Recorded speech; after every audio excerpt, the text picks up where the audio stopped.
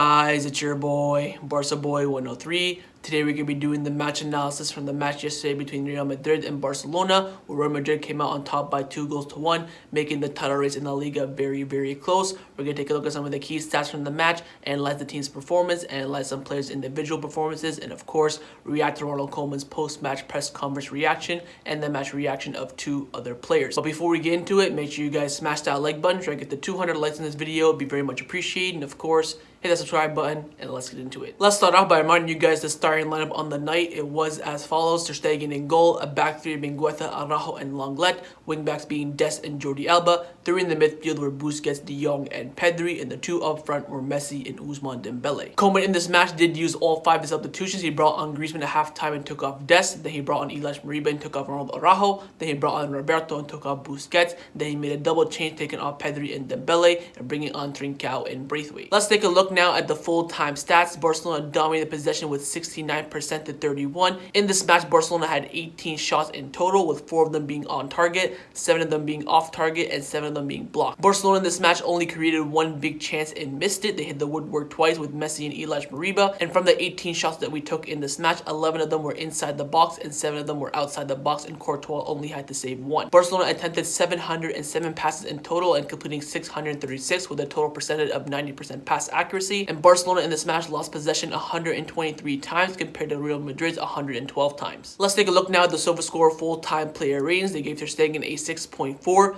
Oscar Mingueza a 7.3, Ronald Araujo getting a 6.7, which means he was very, very poor, Lenglet getting a 7.0, Sergio Des getting a 6.3, and the lowest rated player in the Barcelona team, Busquets getting a 6.8, Frenkie De Jong 7.5, Jordi Alba with a 7.3, which I do think is a bit generous, Messi getting a 7.4, Pedri getting a 6.8.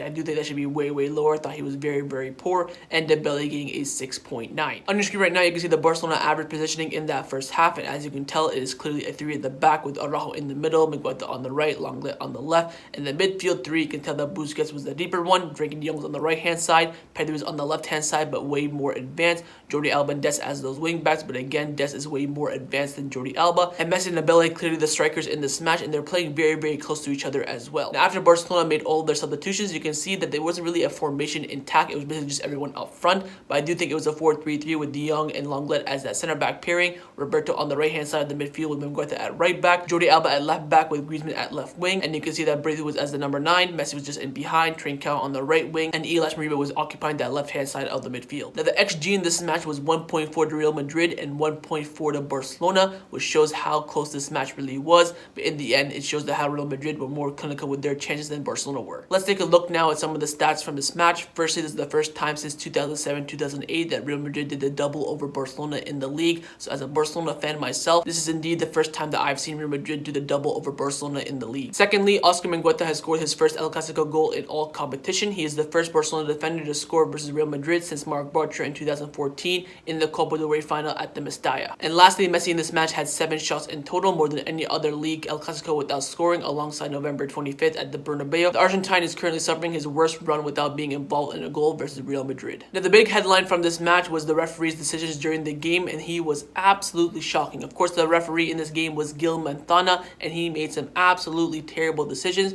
Firstly, the added time at the end of the 90 minutes, he gave 4 minutes, while in total there were 9 substitutions made. He stopped the game for 3 minutes to fix his VAR communication. There's also 1 minute lost when there was the controversy between Braithwaite and Mendy for that penalty, and of course Casemiro got red carded as well, and they had a little bit of a scrap when he got a red card. All that, and he only added 4 minutes. In total, there were 5 opportunities for Barcelona to get a penalty in this match, which VAR did not review a single one. Firstly, the foul on Vasquez on Messi when Barcelona were trying to score in the second half. As you can clearly tell, Vasquez made clear contact with Messi in the box. It is a clear foul. Secondly, Nacho goes studs up on Messi and drops him in the box again and not getting the ball whatsoever. Another foul in the box. Thirdly, from the free kick, when Lenglet clearly gets fouled and gets stepped on by Casemiro, the foul was actually given by Lenglet on Casemiro, and it was a free kick for Real Madrid. Another mistake. And when Dembele got fouled inside the box by Ferland Mendy and he didn't even touch the ball, takes out Dembele in the box. Clear penalty, and again wasn't checked. And finally, the big one, Braithwaite inside the box again from Ferland. Clearly pulls his hand away so Braithwaite cannot get the ball and wasn't even reviewed by VAR. And of course, the penalty was not given by the referee. Koeman after the match was absolutely fuming, and he went up to the referee after the game saying, "Why don't you check VAR? Why don't you give the decision? These are very clear mistakes." And also, Gerard Pique confronted the referee after the final whistle. He was not happy with the decisions during the game, and he had to be dragged away by Carlos Naval to avoid any sanctions against him. But unfortunately, Pique did end up getting a yellow card. In the referee's report, he did indicate that after the match, he did give Pique a yellow card for protesting inside the stadium and in the changing room tunnel. Another year, another El Clasico robbery for Barcelona. This happens all the time, before VAR and now after VAR, although the Real Madrid played the referees, and that was quite clear tonight. But always, Barcelona have to fight against the referees and Real Madrid to win the title. And to every Barcelona fan, this is no surprise whatsoever. Time now to get into Ronald Koeman's post-match press conference reaction and the match reaction of two other players. The two other players were Sergio Roberto and Oscar Mingueza. Let's get in and see what they all had to say. Let's start off with Oscar Mingueza. Mingueza in this match put in a very good performance, and of course scored the only goal and his first goal in the El Clasico, playing as a Barcelona B player as well.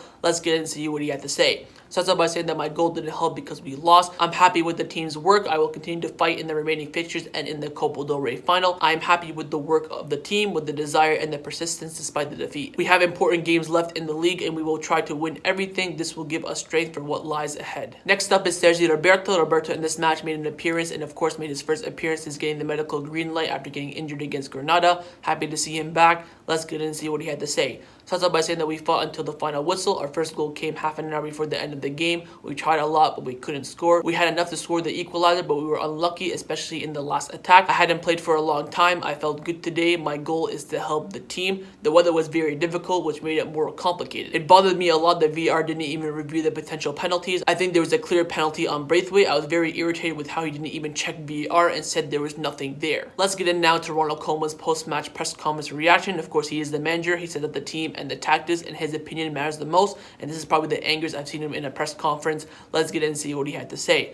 Starts out by saying that the penalty is very clear. I don't know why there is no VAR in Spain. Once again, we have to accept it and we have to shut up. That's it. I've always said what I think. If you are from Barca, you are not happy at all due to the decision of the referees made today. But first, I want to say that in the first half, we have not been well. But I only asked the referees to get decisions right. It was a clear penalty, and he only added 4 minutes of added time when he spent 3 minutes fixing his VAR communication that he didn't even use at all. Ramos penalty in the first round, of course, referring to the fact that Ramos got a penalty in the first game at the Camp Nou when Lenglet pulled his shirt. But in this game, it didn't happen. He said it's better not to say anything else. The referee can't see everything. That's why there's VAR there to help, especially for the fouls inside the box. Did we lose today because of the referees? No, I don't mean so much. I've always said that the first half of the level of the team was not good. We left a lot of space. The penalty, the linesman was about 10 meters away and couldn't see it. That's why there's VAR to help in these type of situations. Defensively, we gave too much space, but the team was better in the second half and we created opportunities. I'm not the only one who was like this. The players are also saddened by decisions made on the penalties. There are several players who have been at Barcelona for many years, and I don't know if they feel that this is something that happens once again. It's easier to defend when you put a lot of players at the back. We haven't defended well in several plays.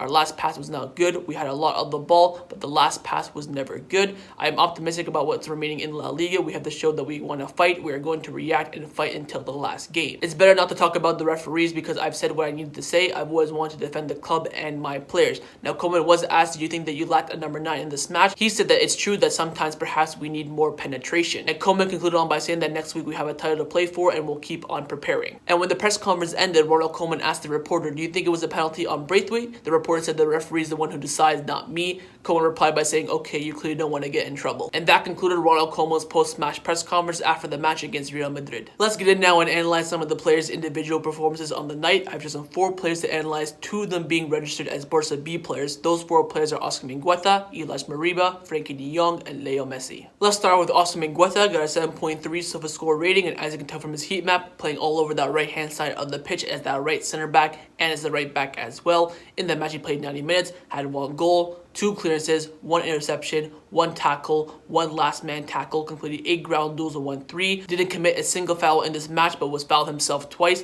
98 touches, 96% pass accuracy, only misplacing 3 passes. 1 key pass, attempted 3 long balls and completed 2, had 1 shot on target and 2 shots off target. A very strong performance from Oscar Mingueza in his first El Clasico. Hopefully Laporta sees that performance and gives him a brand new contract and makes him a Barcelona first teamer. Next up is Frenkie De Jong, got a 7.5 total score rating, and as you can tell from his heat map, was playing center mid, center back, just everywhere in the middle of the pitch. In the match he played 90 minutes, had 90 touches, 92% pass accuracy, only misplacing 6 passes, attempted 1 long ball and completed it, attempted 3 dribbles and completed all 3. He attempted 9 ground duels and won 8, committed 1 foul and was fouled himself 3 times, had 1 block shot, 1 interception, and 2 tackles. Mr. Consistent has done it again. Frenkie De Jong has been brilliant over these past few months. Ever since Coma moved him out of that double pivot in that right-hand side of the midfield, he has been brilliant, and again, hopefully he just keeps it up. He was the best out of a bad bunch. Next up is Illaix Moriba, got a 7.1 silver score rating, and as you can tell from his heat map, playing on that left-hand side of the midfield. In the match he played 18 minutes, had 14 touches, 100% pass accuracy, 1 shot on target, 1 shot off target, 1 shot block, hit the woodwork once, of course, in the dying moments. He attempted 2 ground duels and won both. He attempted 2 aerial duels and won 1. He lost possession of the ball once. He did not commit a single foul, but he was fouled himself once, and he completed 1 tackle. A very strong performance from Illaix Moriba after only playing 18 minutes and on his El Clasico debut. And also after Casemiro got his first yellow card against Messi, Moriba went up to Casemiro saying, "Don't touch Leo." This is the 18-year-old going up to a veteran player who's won Champions League trophies, telling him, "Don't touch Leo." That is big leadership from Moriba. Absolutely fantastic. And last but not least is, of course, Leo Messi, got a 7.4 silver score rating, and as you can tell from his heat map, all over the final third were mainly on the right-hand side. In the match he played 90 minutes, had 2 shots on target, 5 shots blocked. I've been noticing a lot, by the way, that Messi's shots have been being blocked a lot recently. Hopefully that's something he can improve on. He attempted 9 dribbles in this match and completed 7, hit the woodwork once, missed 1 big chance, 99 touches, 89% pass accuracy, 2 key passes, attempted 5 crosses and completed 2, attempted 2 long balls and completed both, attempted 19 ground duels and completed 10. He committed 1 foul, was fouled himself 3 times, and he also completed 1 interception. Overall, as you expect, a very solid performance from Messi. Hopefully he continues this form into the Copa del Rey final. So that's my match analysis for Real Madrid versus Barcelona. Hopefully you guys enjoyed it. If you did, make sure to leave a like. Let me know your thoughts down below, of course, on everything we discussed. And make sure you guys hit the subscribe button. Overall, I'm very disappointed about that result yesterday. But as our president Laporta tweeted yesterday, we have 8 matches ahead to achieve our objective of winning La Liga. And I have no doubt that our team will fight until the very end. And on that note, I'll see you guys next time on the channel. Take care and Forza Barca.